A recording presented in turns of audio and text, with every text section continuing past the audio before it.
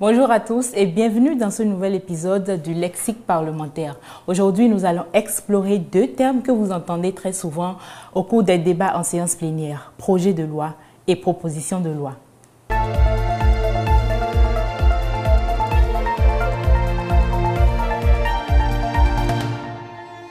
Comme je l'avais déjà expliqué ici, la loi est une règle impersonnelle générale qui organise la vie en société. Elle est votée par l'Assemblée nationale et sanctionnée par la puissance publique.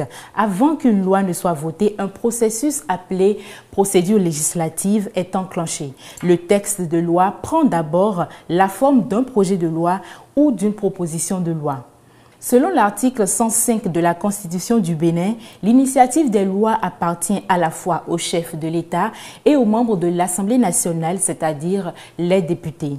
Un projet de loi émane du gouvernement, c'est-à-dire que l'initiative vient de l'exécutif.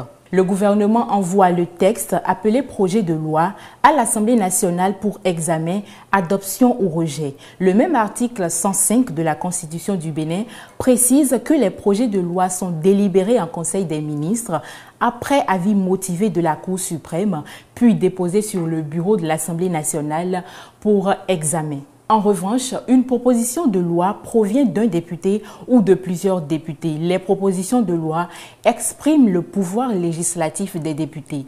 L'article 108 de la Constitution du Bénin précise que les propositions de loi entraînant une diminution des ressources publiques ou la création ou aggravation d'une charge publique sont déclarées irrecevables par le président de l'Assemblée nationale, sauf si elles sont accompagnées d'une proposition d'augmentation des recettes ou d'économies équivalentes. Cette déclaration d'irrecevabilité est une mesure de précaution pour éviter des déséquilibres financiers imprévus dans le budget de l'État.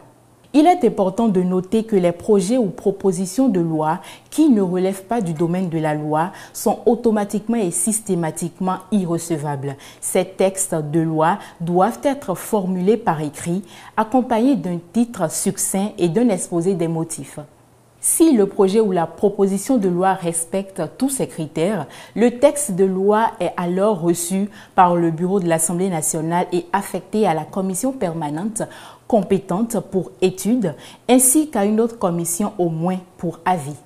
En résumé, retenez simplement qu'on parle de projet de loi lorsque l'initiative vient du gouvernement et de proposition de loi lorsque l'initiative vient d'un ou de plusieurs députés. Cela devrait vous permettre de démêler facilement ces expressions au cours des débats au sein de l'hémicycle. Et ce sera tout. Merci de m'avoir suivi.